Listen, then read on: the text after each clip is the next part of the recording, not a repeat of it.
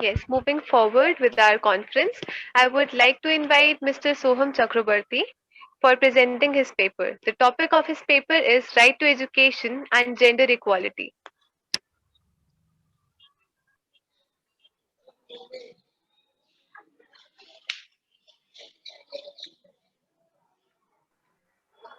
Hello, I hope I am audible and visible. Yes, you are. Please Okay, continue. a very good afternoon to all the panelists, co-presenters, and one and all present here. So the topic for discussion that I have today, or I bring forth to you, is right to education and gender equality. Now, first thing first, if I look at the conference itself that we are on, two questions get very clear. The first being that even in now present times, if we are having to discuss the imparity or the inclusion of a gender in a conference or in an aspect such as education, it means that there is somewhere that perhaps we are lacking.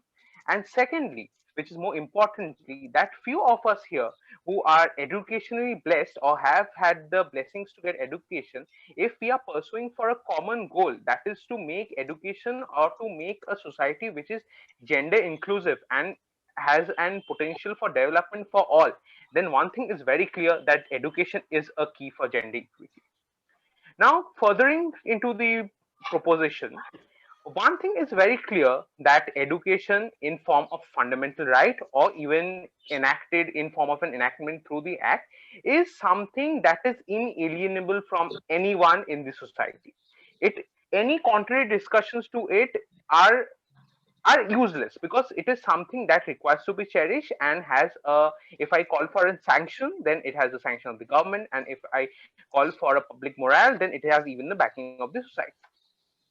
Now, furthering into which, if I just go beyond the etymological meaning or the literal depth of the word education, and if I try to understand of the word what education is, we'll realize that education, in an essence, talks about how individuals, irrespective of what background they come from, are to be enabled to acquire certain life skills which help us to better prosper in life.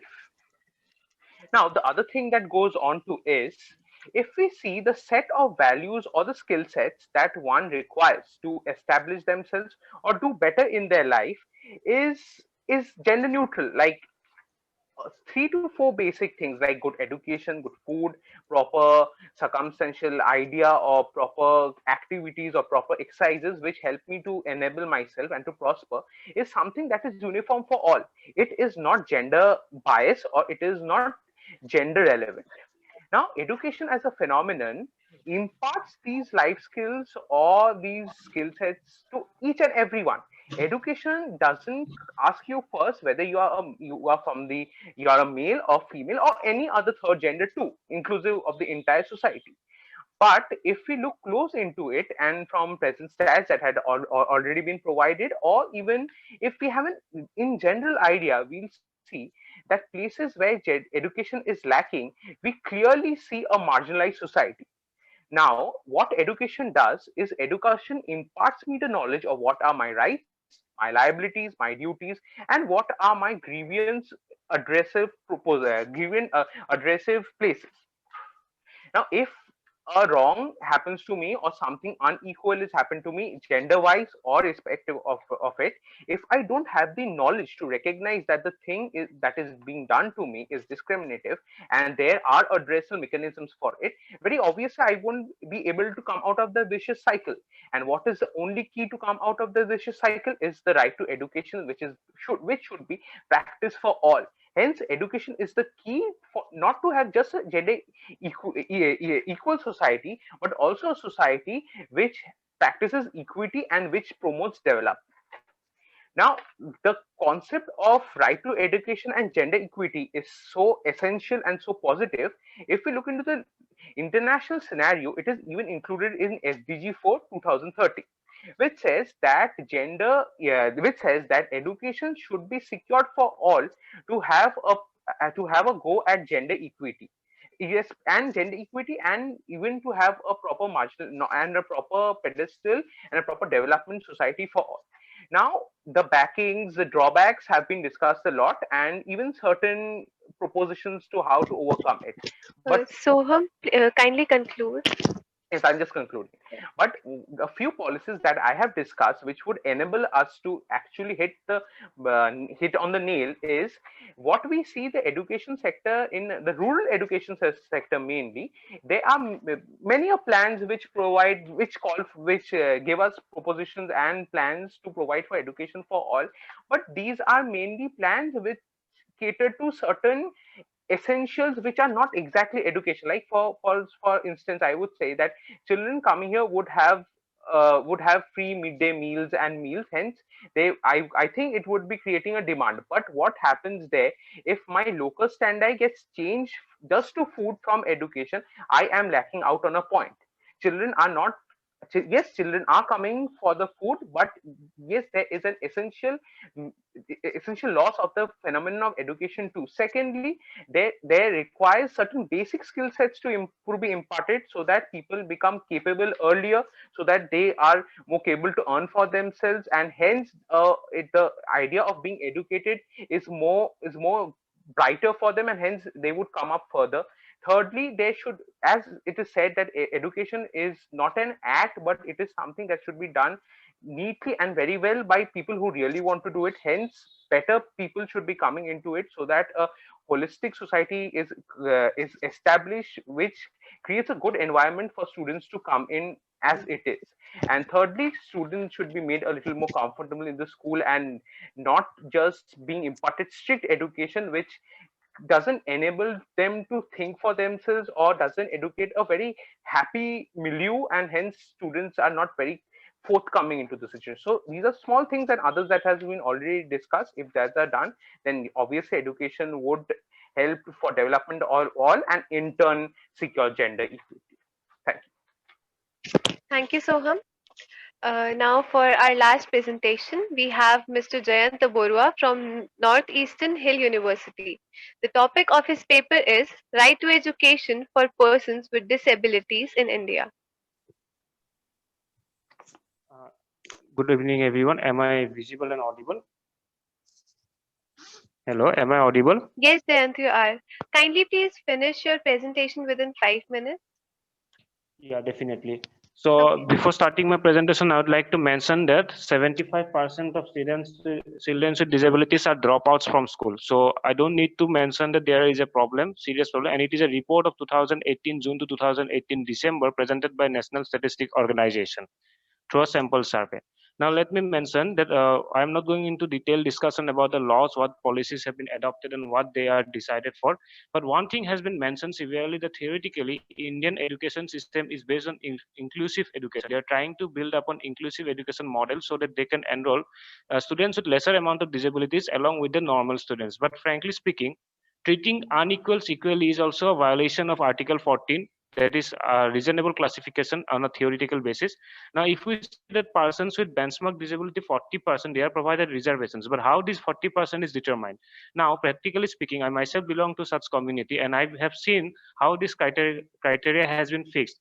When we go for obtaining a disability certificate for visually impaired children, here are four categories of percentage that are given. That is below 40%, 40%, 75%, and 100%. Now, can you even imagine that all different kinds of disabilities can be included in these four categories?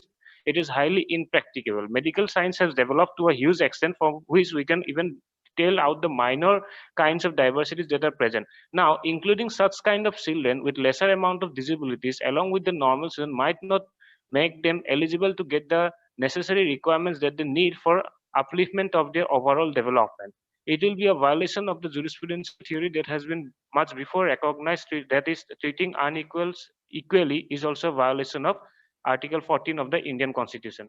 Then just mentioning about right to education, we must also acknowledge the fact that right to education shall not only mean free and compulsory education for all, rather it should also provide a right to have a choice of its own, that what kind of bundle of education a particular individual want to choose. Now, if we look into how the persons with disabilities has been provided with such right, then we will believe that they are just provided with the opportunity of education, but not with the chance to choose their own basic means of education. In the Rights of Persons with Disability Act, the reservation has also been extended. now in every educational institutions. But can a person with disability having 75% visual impair become a doctor successfully who can go for a kidney surgery? It is an also important question. So there, for modern reservations, we must search opportunities for them that will obviously make them eligible to contribute for the national development. The most important question at the last: who are deciding about the policies that are to be adopted for the disabled persons? Naturally, they are decided by the representatives from different NGOs that represents the disabled persons. But the question is, how many times we have seen a person with disability representing their community in the cabinet of the parliament? How many times we have seen a person with disability contesting elections? Why not? If we, but this discrimination is present in the ancient tradition of Hindu civilization. If we see, Maharaj Dhritarashtra was not accepted as an eligible king right in the time of Mahabharata only because he was blind. However, he was eligible from other qualities. Anyway, we have never seen a leader, or even if we have seen in very rare such situations, there are many other such kind of disadvantages groups who has adequate representation. Like if we see there are Dalit regional groups contesting elections, have we ever seen a PWD group contesting elections at national level? So who are deciding policies for them? Further, all the initiatives that are taken, mostly are there based on the principle of protective discrimination. So we must be we shall put our voice for providing a new policy called promotive discrimination, where opportunities that are suitable for disabilities are given to them so that they themselves can make themselves eligible for coming out for contributing towards the national development. Since we have seen Stephen Hawking, we have seen Annie Mary Saville, that if they are allowed with support, not support actually, if they are promoted, if they are motivated, then they can also bring out developments in a much creative manner. So this is my suggestions. And events like Paralympics, which are globally organized, can also be organized at school levels in India, and private sectors can be encouraged to contribute through fundings because there are very less amount of infrastructural facilities. Again, there are presence of social stigmas. Now, see, in national law schools of India, they organize CLET examinations. I myself passed out 95% from NLU Assam. When I appeared for CLET, there was a huge confusion. We have seen reservations being listed in Jayant, I would request you to conclude, please. yeah, this is my last point. There have been I have seen several reservations being listed for ST, ST, and STP, STH, but there is no clarification about number of seats available for persons with disabilities in any of the national law institutions. Further, now I am doing research in Northeastern Hill University. There I have been allowed a seat, but that also after entrance exam, that also fulfilling the all criteria that are same with that of the normal candidates. My question is, where is the process, provision of reservation been provided? And it has, if it has been provided, then where it has been mentioned? That's all from my side. Thank you.